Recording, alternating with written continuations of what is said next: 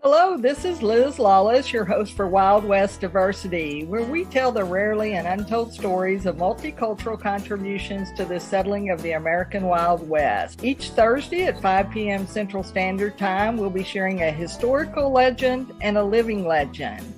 Someone from history and someone living that Western lifestyle today, keeping it alive for the future generation. We hope you'll join us on Thursday. If not, we'll see you on the trail.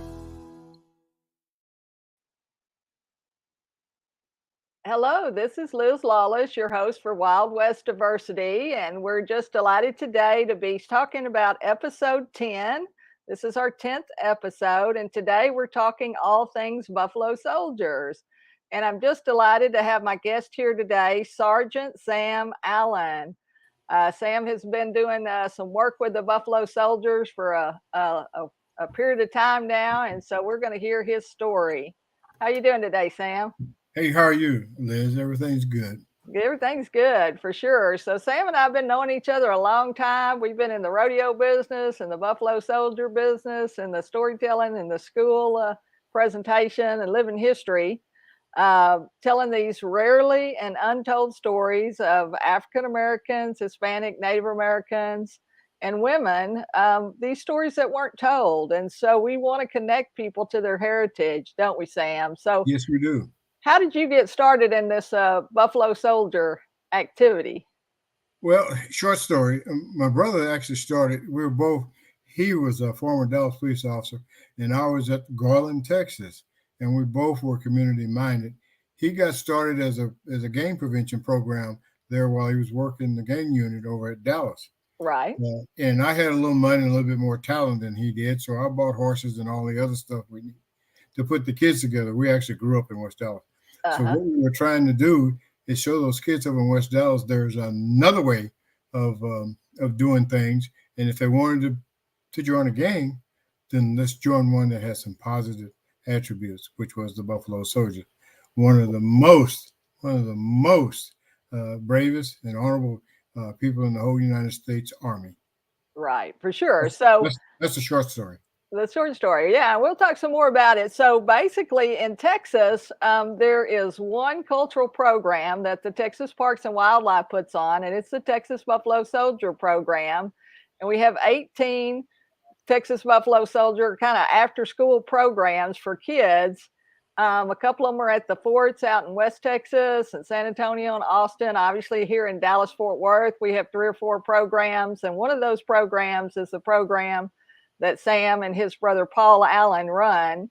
And they were always so kind to come out to the Cowboys of Color rodeos and share the Buffalo Soldier history, that military history, with our audiences. So let's play a little short promo here, and then we can talk a little bit more about some of these historical characters that you're telling the kids about today.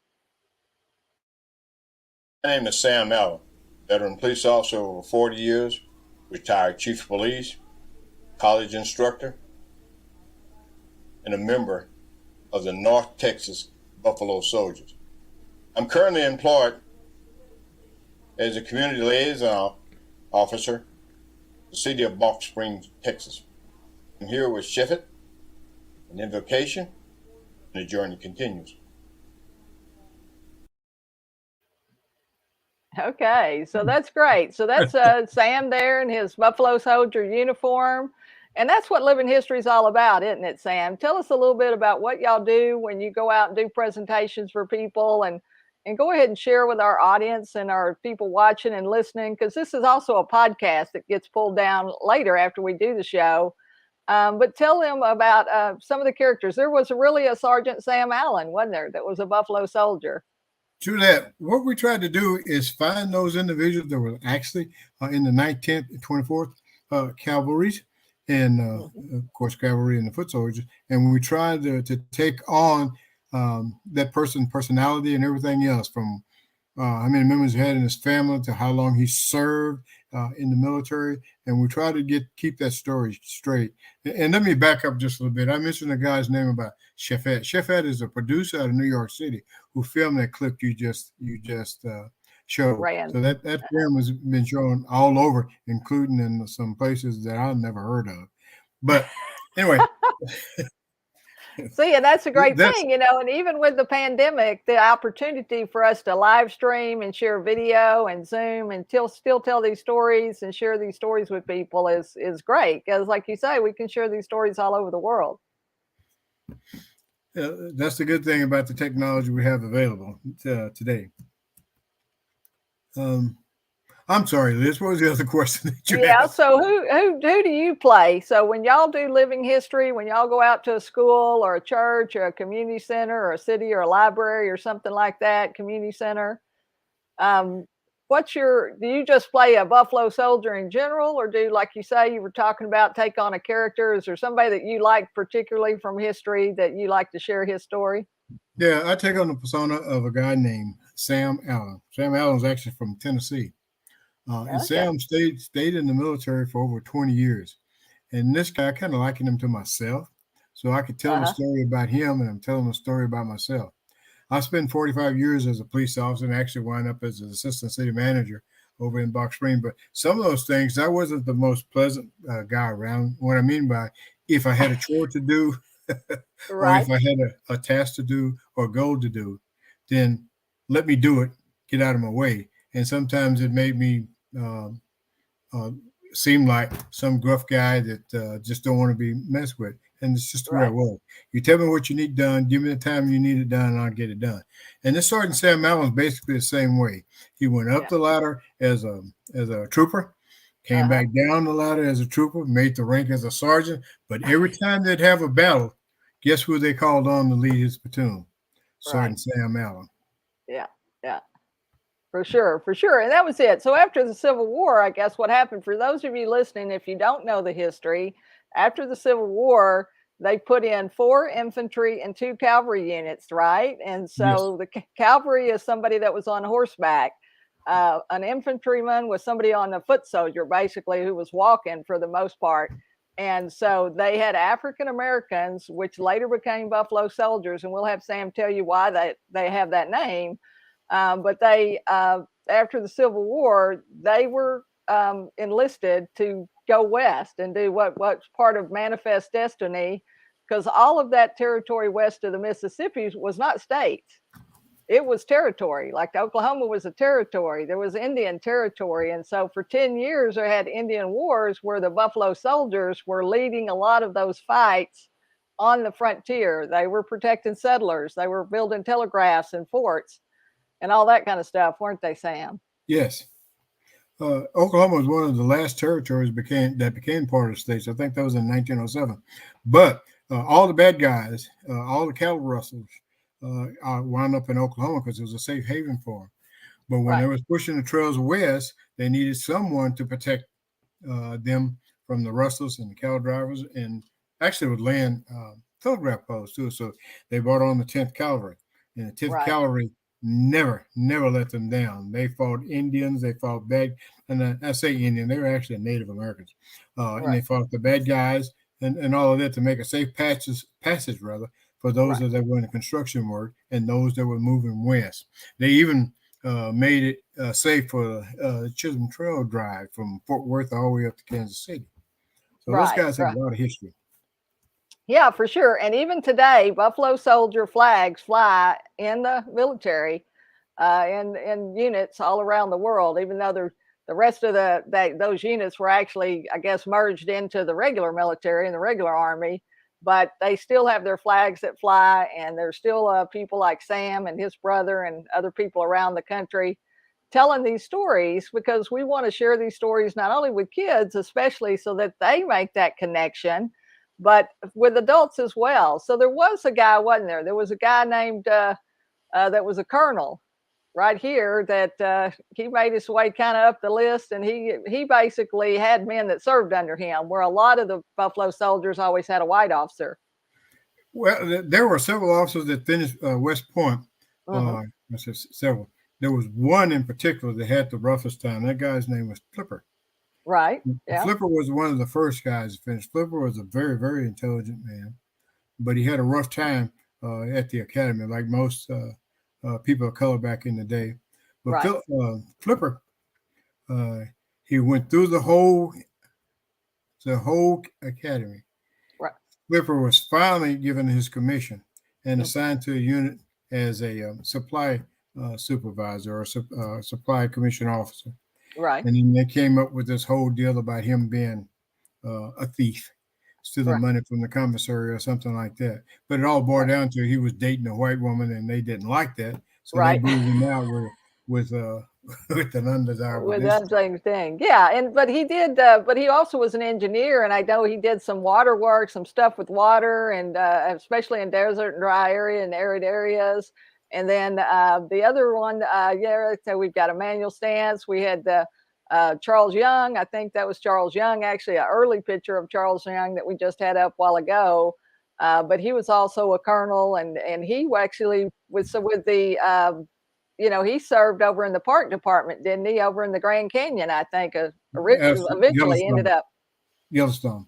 Oh, at Yellowstone. Okay. Yeah, Charles actually commanded several units there, and one of the biggest one was being the commander for the park police at Yellowstone Park.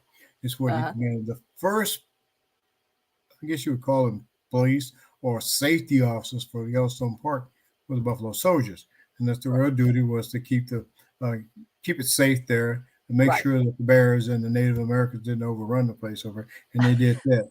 But Charles Young was he was the first to either command a whole unit as a person of color. Right. Yeah, so very interesting history, all across the country, all across the western states for sure. Wonderful picture of Sam and his. Where'd you find that one? Maybe I can find everything. And so, it's a great history. It's a great legacy. It's an honorable legacy. And, it's a story that hadn't been told very much.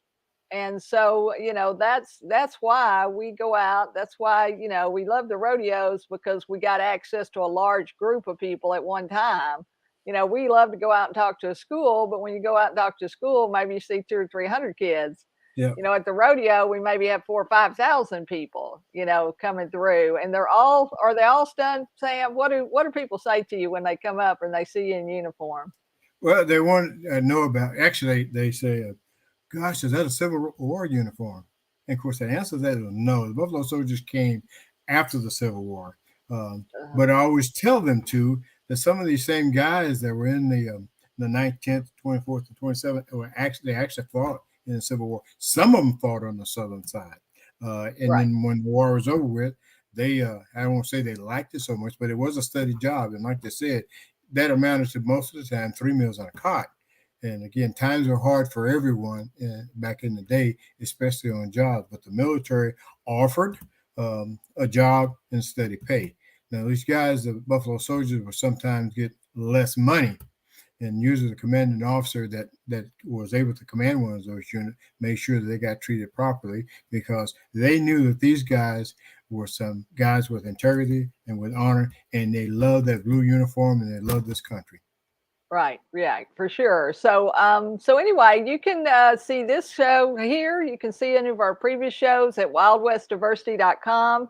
On YouTube, we're running on LinkedIn and Facebook. If you're on there and you happen to see this, you can comment in the comments in the chat. But Sam, why don't you tell us a little bit about how the Buffalo Soldiers got their name? I'm not sure if that's in the video or not. So let's go ahead and tell people about that. Okay, and they can go to my webpage too, the North Texas Buffalo Soldiers Unit, and there's a little information there. But there was a unit actually called, and they fought as scouts for the Union Army, and these guys were actually buffalo hunters. They wore the jackets and all that, but most of these guys were, like you said, were hunters. They went out there and they hunted the buffalo, and usually the meat was used to feed the military. And then after the Civil War, we had those individuals that were recruited to the military, and all of these individuals, except for the commanding officer, were black. So when our first encounter with the Native Americans were that, hey man, these guys will fight you. Right. They will fight you to the end of death. And that wasn't the first time. And some of the story history books said this was the first time that they saw black people, and that's not true. It's the Buffalo Soldiers that lived with the Native Americans and became part of the Native. They were even a part of the Trail of Tears, but that's another story. Anyway, so you know how story goes. Sometimes they're larger than life. Right. And the story kept going around and going around. But one of the stories that they do tell about was this soldier that was, and everybody had to do patrol. And one of the main things that they needed, and everybody, the Native Americans needed, so did the military, was horses. So these guys came through and they stole some horses from the soldiers that was out scouting. And this guy knew that if he lost those horses, then somebody was going to have to walk, and it wasn't going to be him. So he wanted to get these horses back.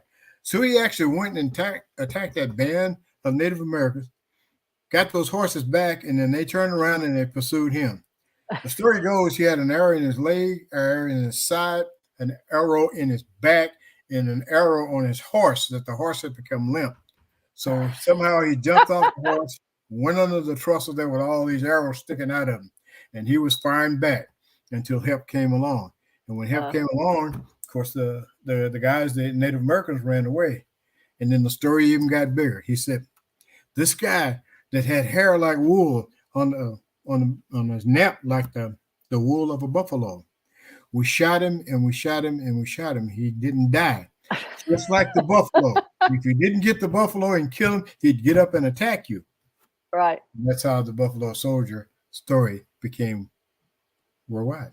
Right, the name for sure. So and so there were actually buffaloes, and before, if you were going to get away from him, you had to kill him. Right. So it was about that valor, and actually there were 18 medals of honor given to Buffalo soldiers during. They weren't given; they earned them. Earned them. Well, that's true, but they were honored. I guess there were 18 men that were honored. And most of it was for not leaving the field of battle. Like you say, Benjamin Brown, he was shot up 4 or 5 times in the stomach, in the arm, in the leg, and Emmanuel Stantz. And, these guys, were protecting the payroll, I think. And I think this time they actually did get away with the gold or the payroll or whatever it was, the coins or whatever they had. But one of them crawled, a mile to a farmhouse to get help, because they were overrun, they were attacked by bandits, and it was a small unit. But all of these guys, like you say, they were proud to be there. They fought hard, and it was a job. And even though like you say, it wasn't, they didn't always get the best equipment. They didn't always get the best horses, but they made the best of what they had. And they were used to doing things. They were used to making their own tools. They were used to making their own ropes and other things out of materials and things like that. And so it's a proud legacy. It's a legacy that we want to tell people. I think we do have another video where you share some stories about Buffalo soldiers and some of the things. So why don't we go ahead and watch that, and then we'll come back and follow up and wrap up. Okay.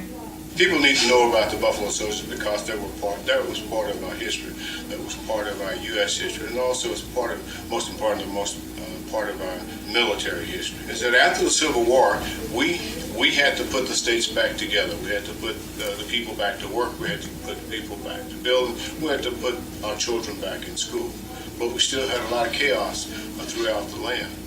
So Congress put together these troops to go out and make this country safe again, and to start them building and start them moving westward. The North Texas Buffalo Soldiers unit is about keeping that part of our history alive.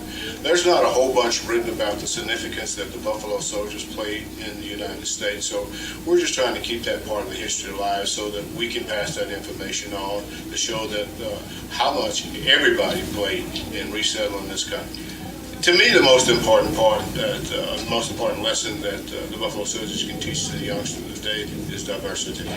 And that is that we had a group of soldiers. They actually was coined as the colored soldiers. The Native Americans gave us the name of Buffalo Soldiers. But what they were able to do was to put together people and learn from each other. Learn that differences sometimes meant it made things better. They learned from the Native Americans on how to catch horses, train horses. They learned from the Native Americans how to live off the land. They learned from the Hispanic on parts of their culture how to survive in the heats of the plains of Texas and California. They learn how to use nature as part of what they need to do to survive. They also learn the language in order to be able to communicate with the vast majority of what a Spanish speaker and Native American tongue, which were over 27 dialects, I believe. I'm a career police officer, and about 15 years ago, my brother and I thought that instead of continually putting people in jail, especially our young folks, we need to be able to give them another outreach. We need to be able to tell them that things aren't as bad as they think it is. So we tell them the history of the Buffalo Soldiers, how these guys from slavery had no concept of anything beyond the plantation, how they didn't know how to read or write or add or subtract. And we showed them the hardships of these individuals, and then we taught them how they learn and the importance of learning. That was always something that they look forward to, and I meant what they look forward to is that if they're most trained, the toughest one of their adversaries were always the Native American, and actually that's how the Buffalo Soldiers got their name. They fought with each other, and they had sort of a love-hate for each other. In fact, it turned into a pride. The Native Americans' most prized animal was the buffalo. The buffalo meant just about everything to them. It was shelter for them. They took the hides and made tents for them. It was food, of course, for them. They even took the innards of that animal and made strings for their bows. They used the hoofs. They even used the urine for medicine. And they also took the dung from the animal, and they, in some parts, used that dung to cook their foods with. So it was very important to them. And they knew what an effort it was to take that animal down. So when they shot that animal, they usually had to get up close enough to that animal just to kill that animal and keep that animal from fighting. And they found the same type of tenacity with the colored soldiers when they fought them. So some folks said they gave them the name because of the wool of the hair, or the hair on the top of our heads. But I've been black all my life, and I never had hair like the buffalo. And I don't know very many of the people that look like me that have wool like the buffalo. But what the Native Americans said to us was that if you ever got entangled with one of these guys, the colored soldiers, it would be like fighting a buffalo. You had to kill him to stop him. And that's how they got the name Buffalo Soldiers.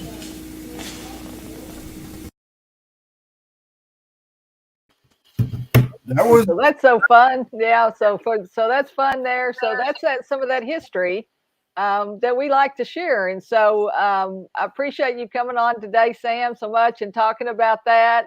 Yeah, what do y'all do? Y'all go out and talk to schools, you talk to churches. The program with the youth is kind of like they have to do certain things, don't they? They got to stay out of trouble to be able to wear the uniform and to be around the horses. I think animals are a really key part of it, don't you? Because in fact, I know it is for those kids. Once they understand that they can control the horse either by simple commands or by leading them or by showing the horse who is the master of this, then they can control their own situation and their own lives. Right. So they want to come back, and so they do better. They want to be around the horses. They want to be around these men that are role models for them, from the North Texas Buffalo Soldiers and our other Buffalo Soldiers across the state. There are Buffalo Soldiers in, like you say, in Oklahoma and Colorado and Wyoming and in the northern states. And so we appreciate that. And we want to tell this history because a lot of people just don't know about these stories and about these men. And so that's why, I wrote the book Western Legends, and there are a number of Buffalo Soldiers there, like you say, because this was a solid job. We talked in the previous show about Kathy Williams, the only documented female Buffalo Soldier, who obviously one of our members portrays her, Lee Reed, who's a great storyteller and a part of is she part of the North Texas Buffalo Soldiers, or she runs Lakeside kind of over in Fort Worth, doesn't she? Yeah, but she's part of the North Texas Buffalo Soldiers, and then we have the Buffalo Soldiers Association, which we're all part of. Right, which is a larger association. I think she was the first woman president too, wasn't she? That is true.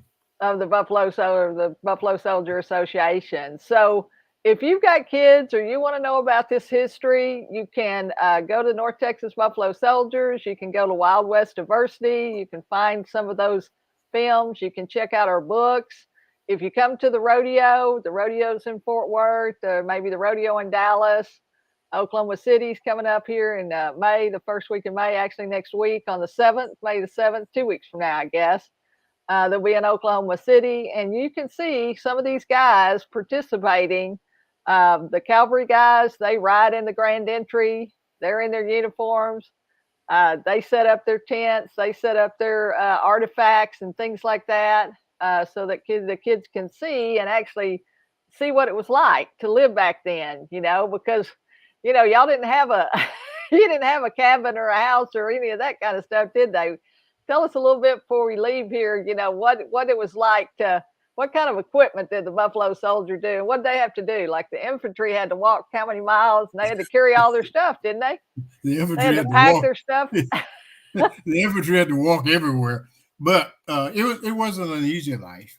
The cavalry had a little bit better because they were on the horses, but the life wasn't as bad.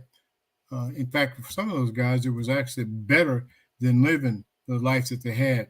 This was, again, after the Civil War. Most of these guys had spent time as slaves, and the slaves were living under deplorable conditions.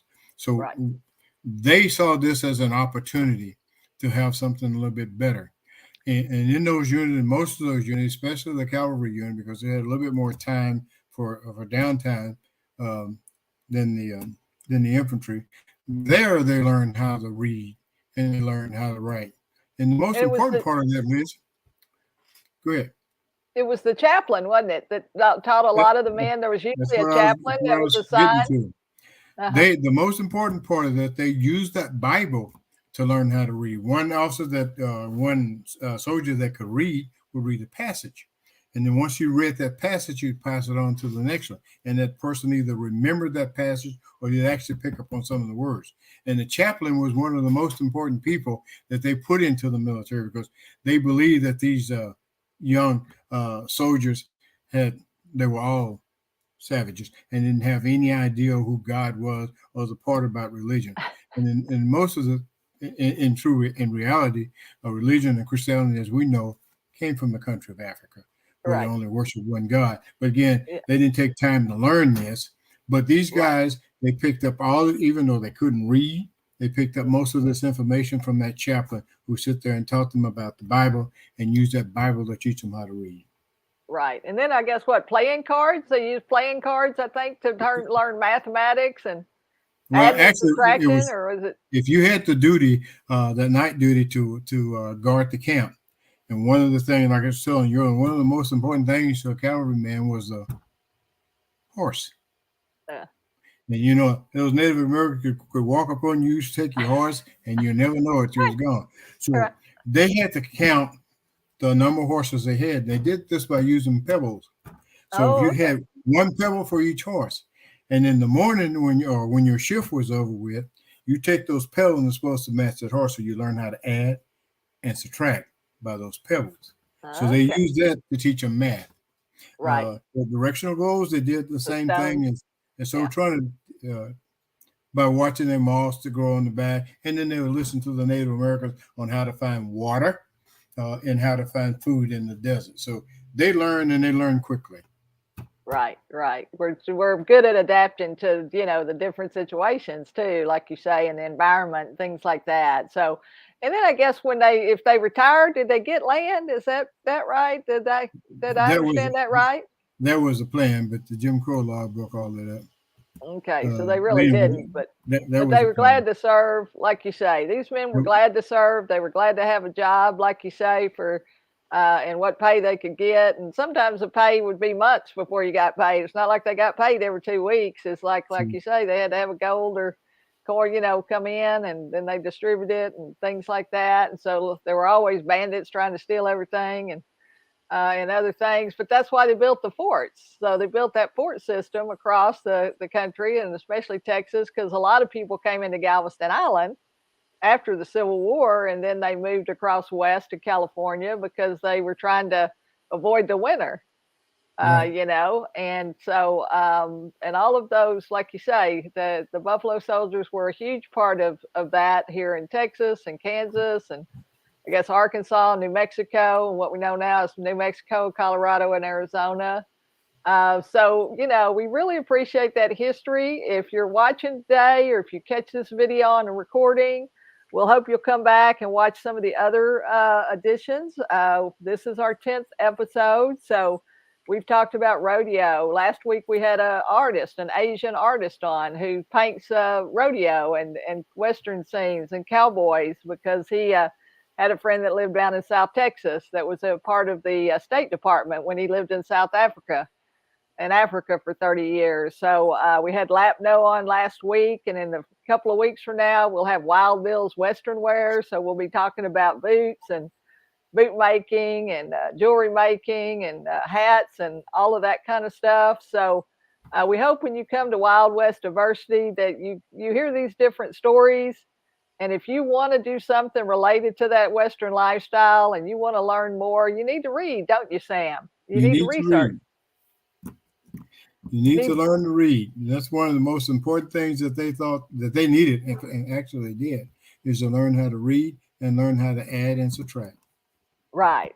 And so, you can research this. There's, like you say, in some cases, there's not a lot of great good information that's easy to find. You really kind of have to look for it. The good thing about the military is they kept good records. So if you ever have a chance to go, to Washington, D.C. or somewhere like that, you want to visit those museums, you want to go to those places where you can see some of this history, and that history is visible. If you come to Texas, we want you to be looking for the North Texas Buffalo Soldiers. We want you to look for Wild West Diversity or Cowboys of Color rodeos. And you're going to hear about these people, these individuals who, because of their choices and their actions, they lived really extraordinary lives in really difficult times. And so I think they're great role models today. Don't you, Sam, the Buffalo Soldiers? Absolutely. Yeah. And again, you have a couple of books that give you a brief rundown of just about everything you want to know about the diversity of the West, and also about the Buffalo Soldiers, along with those women that were part of the growth of the especially Texas and the United States. Right, for sure. So, well, Sam, I thank you so much for coming on the show today. Obviously, we could talk for 2 or 3 more hours, but we only have 30 minutes here for the show. But we want you to check out Sam and them. You can do Sam Allen, Buffalo Soldier, and there are probably a number of other videos of Sam. Before we end, what's the other character that you like to tell people about? Sam, go ahead and share that with us too, would you? Well, because I was in law enforcement for a long time, Bass Reeves. And that's one of the most interesting characters you'll ever run across. He was one of the only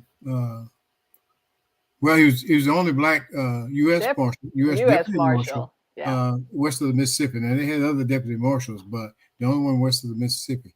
And this guy was one of the most honorable men you could find, and one of the best law enforcement officers you can find. Actually, he got rich doing what he was doing. Now, they don't talk about that a whole bunch, but he arrested over 3,000. Well, he arrested over 3,000 men, bad guys. Yeah. All of them were bad guys. And for each one of those men, there was a bounty for him. And that's how he became rich on him. He was a deputy U.S. Marshal for Judge Isaac Parker. And Parker was better known as the hanging judge. Yeah. It was so good that when they heard that Bass Reeves was coming out to arrest him, a couple of those guys, I mean, you're talking about real bad guys, would give themselves up. And they said, I'd rather give myself up to you than for you to bring me in. That's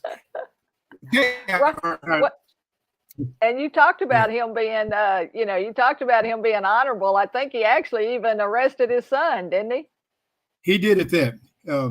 His son killed his wife. The son's wife. For whatever reason, she got angry, they said, because she was having an affair. But again, there was not a whole bunch of information. There was a reason for him to kill his wife. I think his name was Benji. Anyway, he killed him and took off. And Bass was coming back from his long hunts from looking at criminals. And this warrant was laying on his desk. None of the other 200 marshals would pick it up because that was Bass Reeves' son. Now, here's another important thing about Bass Reeves. He could not read. Oh, He could not read or write in the English language. But you gave him a warrant, told him who that warrant was for, give him the description of that warrant, he memorized it. Now, he could speak 4 different dialects of the Native American tongue, but he couldn't read. Right. He could read every sign. He could tell you which way that horse traveled, how many people were traveling on that horse, which way that horse went, but he couldn't read. This is bad. But he was a great scout, and he had lived with the Indians too in the early days, hadn't he? After he'd escaped from, I guess he was a slave originally, and then during the war maybe worked, but got away or escaped and moved into the Indian territory and lived, and so that's why he kind of knew about them too. And actually, he beat up his slave owner. Had a fight with him, and ran and left to escape from that. Okay, that makes sense. And then after the war, he they actually Judge Parker looked for him after they found out what he was doing about his tracking over here and being a scout for the U.S. Army. Right. He was also a Confederate soldier. Oh, okay. Is that important? Yeah. Absolutely, because that's part of his history. Right. Well, and then that's the thing. We've got to tell our history, because if we don't, we don't want to repeat the mistakes of the past, and if people assume that there is no past, I mean, we got to be able to talk about those things, and we got to share our stories, because a lot of people have stories. Everybody has some kind of story and a heritage, and most of the time it's a mixed heritage. We're all benefiting either through food or music or language or art or furniture or land, whatever it is. We're all connected in one way or the other.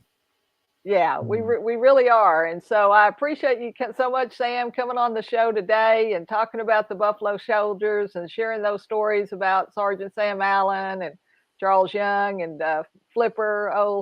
Mr. Flipper, he was the first one to graduate from West Point. Like you say, these other Black soldiers also graduated from West Point, and it was difficult for them. They weren't, they were mistreated, I'm sure, in multiple ways, but they stuck it out and they stayed with it, and because they wanted to wear the uniform, and they were proud, like you say, to serve their country. So thank you, and we thank you for your service, your law enforcement service, all these years, and especially your work with kids too. That you have a heart for young people and helping them find the right path, because it only takes one bad decision, to affect the rest of your life. And so that's so true, and that's the message we try to put out also. Yeah, so for sure. So if there's one last thing you want to share with our audience, Sam, what would it be? We're all connected in one way or the other. Okay. So let's treat each other with respect. Great. Right. That's right. So treat all of it with respect, and treat somebody how you'd want to be treated, for sure, too. So, well, this is Liz Lawless, your host for Wild West Diversity. We appreciate you listening and watching today. You can come back anytime and see these recordings. We're here on Thursdays, every Thursday at 5:00 from 5 to 5:30. Hopefully you'll join us here. And if you don't, we'll see you on the trail. Bye. Hello, this is Liz Lawless, your host for Wild West Diversity, where we tell the rarely and untold stories of multicultural contributions to the settling of the American Wild West. Each Thursday at 5 p.m. Central Standard Time, we'll be sharing a historical legend and a living legend. Someone from history and someone living that Western lifestyle today, keeping it alive for the future generation. We hope you'll join us on Thursday. If not, we'll see you on the trail.